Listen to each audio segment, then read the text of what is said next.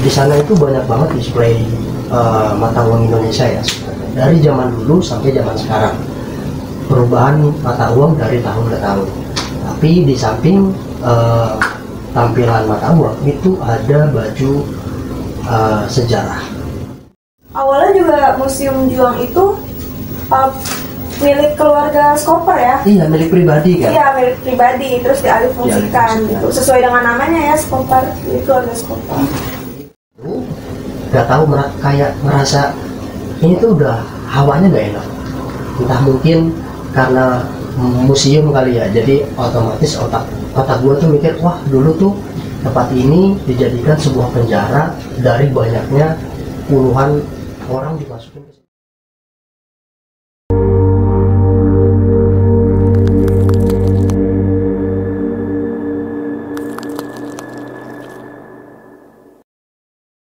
Assalamualaikum warahmatullahi wabarakatuh. Ketemu lagi sama gue Syaira. Sebelum lanjut ke videonya, gue mau ngucapin terima kasih banyak buat kalian yang udah ngeklik video ini. Terus dukung channel kami dengan cara subscribe, like, komen, dan share ke semua sosial media yang kalian punya. Jangan lupa juga diklik tanda loncengnya agar kalian gak ketinggalan sama cerita-cerita misteri selanjutnya. Di malam kali ini, dalam rangka HUT RI yang ke-76 tahun, gue bakal ngajak kalian untuk lebih mengenal tempat-tempat bersejarah di Indonesia. Nah, di sini gue nggak sendirian nih. Gue kedatangan narasumber yang kebetulan kakak-kakak ini sering mendatangi tempat-tempat bersejarah yang ada di Jakarta. Dan ada tempat sejarah yang mau kita bahas malam ini. Ya udah, langsung aja nih kita kenalan sama kakak-kakaknya. Gue juga udah nggak sabar nih mau denger ceritanya. Oke, langsung aja, boleh dikenalin dari namanya. Gue Pipit. Gue Edo. Gue Devi. Oh iya, Kak Edo ini sama teman-temannya punya YouTube channel ya, namanya apa nih? Kebetulan nama YouTube channelnya itu nama pribadi gue sendiri, namanya itu Edo Bedret. Kalian bisa mampir nih ke channel Kak Edo biar bisa mengenal tempat-tempat sejarah yang ada di Indonesia. Nanti linknya ada di description box. Dari sekian banyak museum yang kakak kunjungi ini, boleh disebutin nggak nih? Kalau di Jakarta pertama kali kita berdua ya masih awal ya, ke Lubang Buaya. Pas banget waktu itu momennya emang PKI ya, bulan September gitu. Jadi ya kita pertama waktu itu start di Lubang Buaya. Terus kedua kita ke Bogor ya, zoologi ya. Ya. Zoologi, terus kayak ke kebun raya Bogor. Terus abis itu kita rame-rame tuh full berempat dari Bogor sih, dari Bogor juga udah berempat. Terus abis itu kita ke Prasasti, Museum Juang, terus kemana lagi tuh? Museum Iptek, Museum Iptek, ya. Taman Prasasti tadi udah ya? Prasasti udah. Penerangan juga. Iya, penerangan. Penerangan. Cukup Terus, banyak sih kayaknya. Iya. Sampai nggak hafal ya, kebanyakan Jakarta Bogor sih kebanyakan. Oke, menurut kakak museum apa nih yang sejarahnya paling kental? Boleh diceritain nggak? Coba, gue atau Edo nih? Gue dulu deh. Nah, ya. Kalau menurut gue, kalau namanya sejarah gitu ya, kalau museum mana yang paling kental itu, hampir setiap museum itu punya cerita masing-masing. Dan hampir setiap museum itu punya benang merah tentang sebuah sejarah, apalagi tentang kemerdekaan Indonesia ya. Tapi kalau ditanya pilih satu, mungkin gue bakal jawab Museum Fathahillah. Kenapa tuh Kak? Boleh diceritain nggak? Karena di Museum Fathahillah itu ada beberapa tokoh yang gue ingat aja ya. Ada beberapa tokoh dari luar yang diasingkan dan disandra di Museum Fathahillah. Salah satunya ada Cut Nyak, ada Pangeran Diponegoro juga. Dan mungkin kalian atau yang udah tahu atau belum tahu, di Museum Fathahillah itu ada yang namanya penjara bawah tanah untuk wanita, dan ada juga penjara bawah tanah untuk pria. Itu kalau menurut lo. Kalau menurut lo, ada yang nggak? paling berkesan semuanya sih, semuanya berkesan ya, karena kan setiap museum punya history gitu, punya feelnya masing-masing, punya ceritanya masing-masing. Jadi nggak bisa yang paling berkesan tuh yang mana, karena semuanya buat saya berkesan. Mungkin kalau buat Titit beda. Kalau gue itu paling Museum Taman Prasasti sih. Kalau ditanya kenapa, di situ tuh ada salah satu makam tokoh namanya Suhoki. Nah, dia itu salah satu tokoh untuk penggerakan kayak pencinta lingkungan, terus suka naik gunung juga, terus suka baca juga. Nah itu salah satu tokoh yang menurut gue itu menginspirasi gue, dan sampai kemarin waktu kita sempat ke makamnya itu masih ada loh yang ternyata naruh bunga gitu. Iya kan di benar, situ kan? masih ada. Iya masih ada. Sempat masih ada yang ziarah lah. Iya betul, kayak gitu mungkin. Oke. Dari semua museum yang pernah kakak-kakak datangin ini, udah pernah lihat benda-benda bersejarah apa aja nih? Boleh dijelasin nggak satu-satu? Siapa dulu? Gue dulu. Kalau gue itu dari Museum Juang sendiri itu ada yang namanya salah satu tokoh, dia itu dokternya presiden pertama kita, Soekarno. Nah, dia itu namanya Dokter Soeharto juga, tapi bukan Soeharto presiden kita yang kedua ya. Dan di situ dia tahu perjalanan penyakit atau riwayat hidupnya Soekarno sendiri, dan ada yang namanya pulpen, terus palu juga, alat-alat medis, buku, terus baju-baju juga bersejarah milik Dokter Soeharto itu gitu. Terus kalau Edo sendiri gimana? Mungkin gua tambahin ya, masih dalam Museum Juang. Di Museum Juang itu ada yang namanya telapak tangan dari beberapa pahlawan wanita. Terus selain itu juga ada beberapa relief juga, ada beberapa lukisan dari para pejuang kita, ada diorama juga. Terus ada yang namanya mobil asli dari presiden kita. Mobil dinasnya. Mobil asli, iya, mobil Indonesia. Mobil dinasnya lah ya. Yang berplat nomor Rep 1. Rep 1 itu Republik 1. Rep 1 itu artinya kepanjangan Republik 1. Iya. Ya masih banyak lagi sih sebenarnya. Agak lupa sih. Karena udah lama banget kan. Pas kita masuk juga tahu-tahu tuh kayak ada 2 buah patung, terus di sebelah kirinya ada Patung dada itu ya? Iya, patung dada. Nah, terus di sebelah kiri ada telapak tangan yang emas itu kan, untuk yang gold, yang mana kalau di situ tuh ada telapak tangan perempuan perjuangan Indonesia gitu. Masih ada lagi. Apa? Di Museum Juang itu lebih menceritakan tentang yang namanya perjuangan pemuda Indonesia untuk merebut kemerdekaan dari penjajah. Dan just info aja buat kalian, sebenarnya dulu itu Museum Juang itu adalah hotel. Setelah hotel dijadikan sebuah apa sih? Tempat pembelajaran dulu dong, tempat pembelajaran dulu. Sekolah gitu. Iya, tempat sekolah dulu. Setelah itu, setelah Indonesia merdeka, baru dijadikan sebagai Museum Juang. Yang bisa disebut juga Museum Juang Taliban. Kalau lu apa?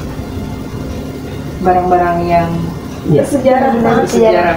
yang paling diingat nih, yang paling berkesan ya, itu di Museum Lubang Buaya.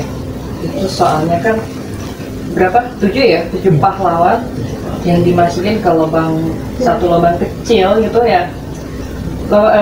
Ya kecil lah, nggak mungkin, agak susah gitu muat 1 orang gitu. Tapi ini bisa 7 orang masuk gitu. Terkesan memaksakan kehendak ya. Dalam satu lubang yang kecil dimasukin 7 orang itu. Iya. Terus di sana juga ada kayak baju-baju dinas mereka.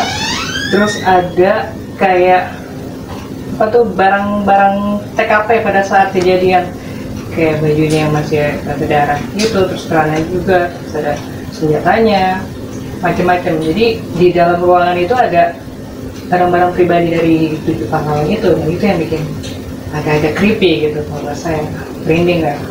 Ada nggak nih cerita-cerita atau hal-hal yang kakak alamin pas lagi di museum? Cerita apa nih? Cerita lebih ke semangat perjuangannya, atau lebih ke seremnya, atau lebih ke kesedihannya atau kesenangannya, apa nih? Boleh satu-satu aja. Kalau satu-satu kayaknya nggak ini ya, tapi lebih ke mungkin yang lebih berasa kali ya. Kalau berasa tuh di Museum Fathahillah, penjara bawah tanah tuh yang ada yang kayak agak mengenang, basement, benar. yang buat khusus cewek. Itu pas mau turun aja tuh air tuh udah ada, jadi saya tuh nggak bisa masuk karena ada air. Meskipun nggak ada air juga saya nggak mau masuk karena karena kayaknya udaranya juga nggak ada gitu kan, ngap, gelap, nggak ada cahaya sama sekali. Kalau saya pikir kalau saya masuk saya mungkin nggak bisa keluar gitu kan. Terus kalau untuk perasaan sih, kalau buat saya karena saya lebih ke positive thinking ya. Mereka museum itu kan bukan tempat yang serem-serem, tapi lebih ke flashback dari kejadian pada masa lalu. Apalagi ini kejadiannya berhubungan dengan pahlawan kita, dan saya nggak mau mengambil bahwa ya tempat itu ya serem, enggak, tapi lebih ada positifnya, ada sedihnya, ada perjuangannya. Jadi saya lebih ngambilnya ya netral aja gitu. Mungkin kalau itu beda lagi.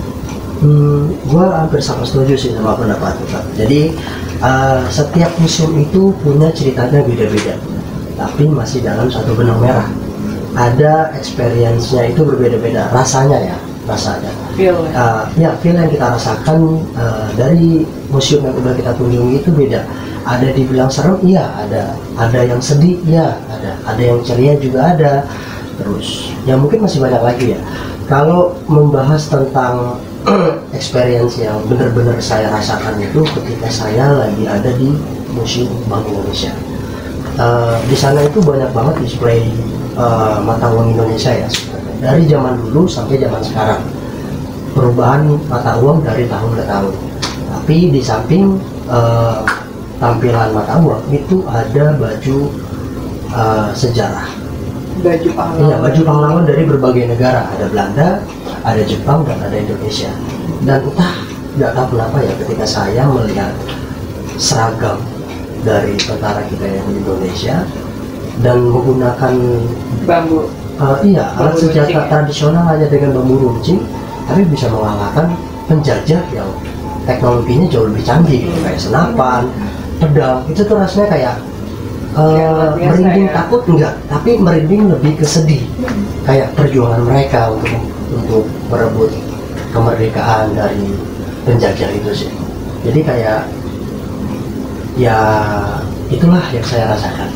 Iya, sama sih. Maksudnya kalau gue sendiri tuh museumnya sama kayak Edo Bank Indonesia juga. Tapi kalau gue tuh pas ngerasain feel-nya itu dapat banget pas baru masuk ke Museum Bank Indonesia. Jadi di situ ada patung pribumi kita, dia lagi megang sebuah karung besar dan itu isinya cengkeh. Pada saat itu cengkeh itu harganya lebih mahal daripada emas gitu. Jadi ya kan, rempah-rempah. Jadi di situ mungkin kayak gimana kondisi kita pada saat itu, terus perjuangan, benar kata Edo, ngelawan penjajah itu sendiri lewat bambu runcing. Terus juga kayak ada koin-koin atau mata uang yang dari zaman dulu, yang kita tarik-tariknya juga masih ada ya? Kayak gitu sih paling. Tapi kalau boleh tahu, ada nggak nih hal-hal mistis yang kakak rasain pas lagi ada di museum tersebut? Gue dulu ya. Iya, boleh. Mistis kan tadi yang gue bilang karena gue netral gitu ya, meskipun itu kayak serem, jadi gue berusaha untuk ya menetralkan itu. Jadi kalau museum ya buat gue netral, kecuali ke tempat yang padahal taman prasasti itu yang isinya kuburan itu tetap aja gue rasanya netral gitu. Positive thinking ya? Positif. Karena kuburan ya. Padahal bro yang lo tanya apa yang lo rasa ya nggak ada, gue nggak ada gitu, serem juga nggak ada. Beda mungkin kalau jeruk purut kali ya. Iya mungkin. Itu beda, rasanya gue pasti beda. Kalau gue sendiri ya, kalau tentang hal-hal yang mistis itu sebenarnya setiap benda yang memiliki nilai sejarah itu memiliki energinya masing-masing sih. Kayak di museum itu mereka cerita yang lama akan hidup kembali gitu. Setiap benda, entah itu senjata, entah itu koleksi baju perang ataupun yang lainnya, itu memiliki energi mereka sendiri yang nggak bisa dijelasin dengan kata-kata gitu. Mungkin tanpa sengaja kita bisa merasakan hal yang merinding gitu ya. Lanjut lagi tentang hal yang mistis itu, pas masuk penjara ya itu tuh betul. Yang gua masuk di Museum Fatahillah itu ada penjara bawah tanah, ada wanita sama laki-laki ya. Di wanita itu bener-bener rasanya kayak masuk ke dalam ruangan yang bener-bener hampa udara gitu. Jadi meskipun kita sendiri itu pun merasa ramai gitu, karena mungkin di penjara itu ukurannya sangat kecil, terus di bawah sengaja digenangin air dan berdiri aja nggak bisa gitu. Dan di penjara bawah tanah laki-laki, ya situ Yang kita masuk tuh yang laki-laki nih. iya pernah agak sedikit Iya. rasa merinding ya. Padahal rame-rame dan itu siang hari ya. Iya. Tapi ketika masuk ke dalam penjara itu, nggak tahu kayak merasa ini tuh udah hawanya nggak enak. Entah mungkin karena museum kali ya, jadi otomatis otak gue tuh mikir, wah dulu tuh tempat ini dijadikan sebuah penjara dari banyaknya puluhan orang dimasukin ke situ, bahkan ratusan lah ya yang dimasukin ke penjara itu.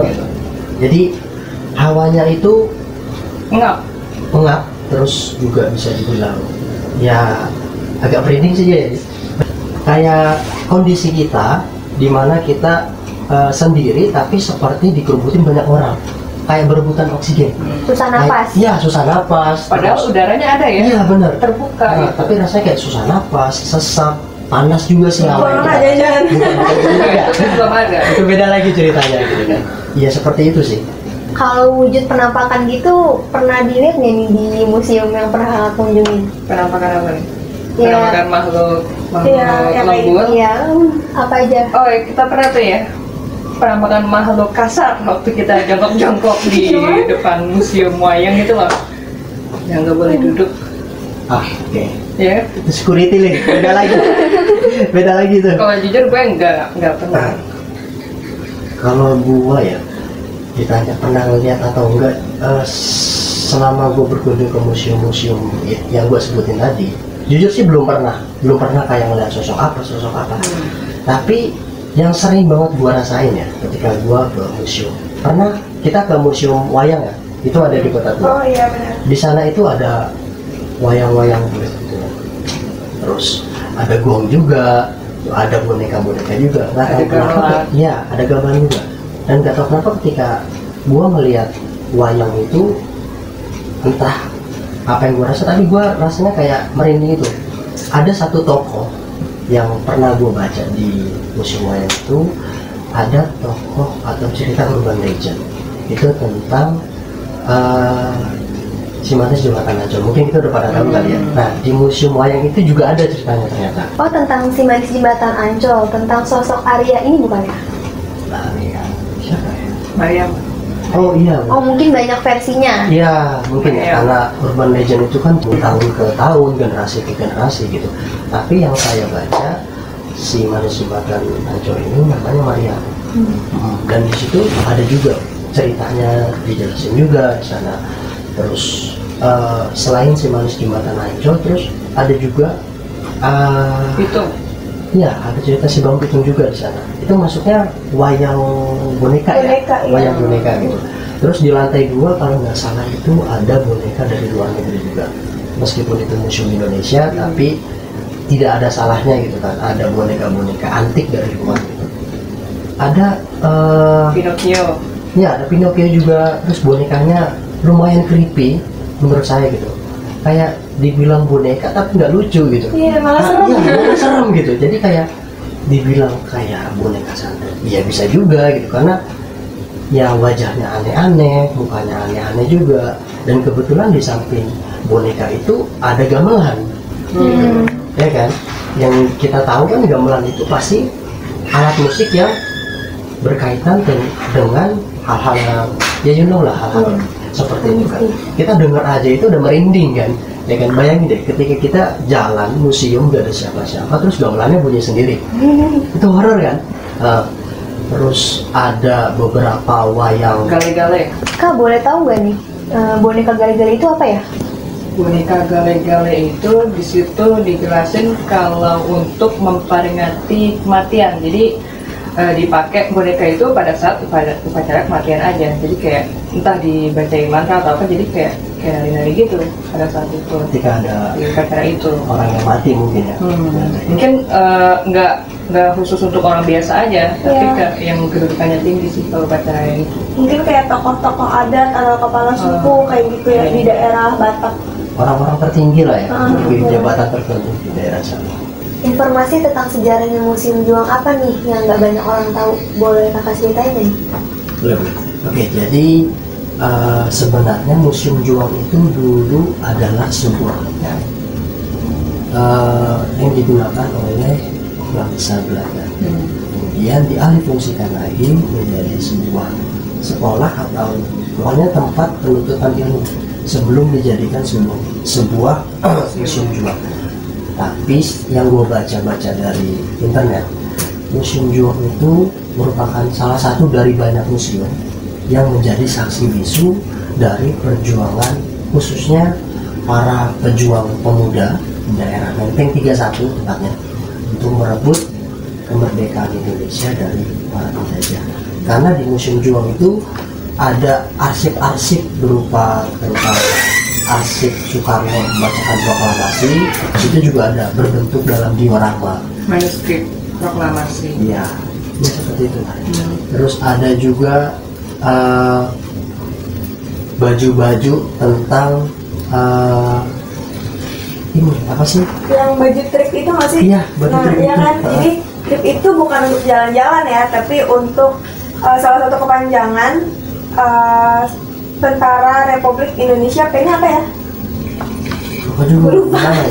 Gue lupa. Pokoknya trip itu Tentara Republik Indonesia apa gitu kayaknya. Nah terus, oh iya benar, pemuda.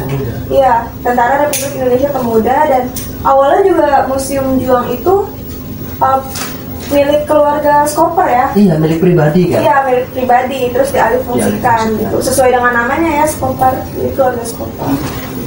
Kalau belum tahu keluarga Skoper apa? Salah satu keluarga keturunan Belanda yang ada di situ. Ya mungkin dia memiliki uang banyak dan bisa membentuk hotel sendiri dengan nama keluarga dia sendiri. Iya. Sebelum dialihfungsikan Menjadi sekolah. Terus juga di Museum Juang itu ada sebuah cerita, ada sebuah diorama yang menceritakan tentang pengasingan Soekarno ke Rengas Dengklok. Boleh tahu nggak sih Rengas Dengklok tuh apa? Setahu gue sih Rengas Dengklok itu nama tempat di daerah Jawa Barat. Jadi pada saat itu di Museum Juang 45 di Menteng 31 Soekarno diasingkan ke daerah Rengas Dengklok. Yang gue tahu itu Soekarno itu kenapa dipindahin dari Jakarta ke Rengas Dengklok atau pada saat itu Batavia, karena ada perbedaan pendapat antara golongan muda sama golongan tua. Golongan muda itu dia ingin menyegerakan kemerdekaan Indonesia, sedangkan golongan tua itu kayak untuk nahan-nahan gitu. Sebenarnya kenapa mereka ingin nahan-nahan? Mereka ingin supaya Soekarno itu memikirkan matang-matang dulu kemerdekaan Indonesia, apa nggak terlalu buru-buru. Tapi golongan muda menculik Soekarno dan dibawa ke Rengas Dengklok supaya Soekarno itu bisa berpikir lebih jernih, supaya tidak ada bisikan-bisikan atau kayak pengaruh doktrin-doktrin dari golongan tua untuk menghambat atau memperlambat proklamasi kemerdekaan Indonesia kayak gitu, setahu gue. Di era sekarang ini gimana sih cara kita menyadarkan para pemuda untuk menghargai sebuah kemerdekaan? Jawaban gue simpel sih, kenali diri kita, jangan menghina orang lain, hargai orang lain, hargai jasa pahlawan yang sudah berjuang untuk memerdekakan Indonesia, terus jaga nama baik Indonesia, terus toleransi itu nomor satu, terus jangan lupa Bhinneka Tunggal Ika. Itu aja sih menurut gue. Kalau menurut gue pribadi sih tentang sebuah kemerdekaan ini, kita tetap melakukan hal-hal positif, menjaga nama baik Indonesia di dalam maupun di luar negeri. Karena kita harus menghargai jasa para pahlawan yang sudah mati-matian berjuang demi kemerdekaan Indonesia. Gue mau ngucapin makasih nih buat kakak-kakak sekalian yang udah nyempetin waktunya datang ke channel ini. Udah berbagi pengalamannya mengunjungi tempat-tempat museum bersejarah di Indonesia. Oke, kita juga terima kasih udah mau diundang di tempat ini. Terima kasih ya Kak. Iya. Cerita juga. Mohon maaf apabila ada salah-salah kata ataupun kurang informasi dari kita, karena kita di sini sama-sama belajar. Gue sama teman-teman gue juga mau ucapin terima kasih banyak udah mau invite gue dan undang teman-teman gue untuk berbagi cerita dan share pengalaman gue ke berbagai museum. Dan mohon maaf apabila ada salah-salah kata ataupun penjelasan dari gue dan teman-teman gue, karena pada dasarnya kita di sini semua belajar gitu. Jadi mohon maaf banget kalau ada salah-salah ataupun kurang atau lebihnya, kita mohon maaf. So terima kasih banyak buat Yesri. Dari cerita kakak ini, gimana nih menurut kalian? Apa kalian pernah mengunjungi tempat-tempat museum bersejarah yang ada di Indonesia? Boleh komen di bawah. Jangan lupa juga nih, mampir ke YouTube-nya Edo Bedoy. Nah, nanti linknya ini ada di description box. Terus dukung channel kami dengan cara subscribe, like, komen, dan share. Terima kasih sudah menonton video ini. Sampai bertemu di video-video selanjutnya.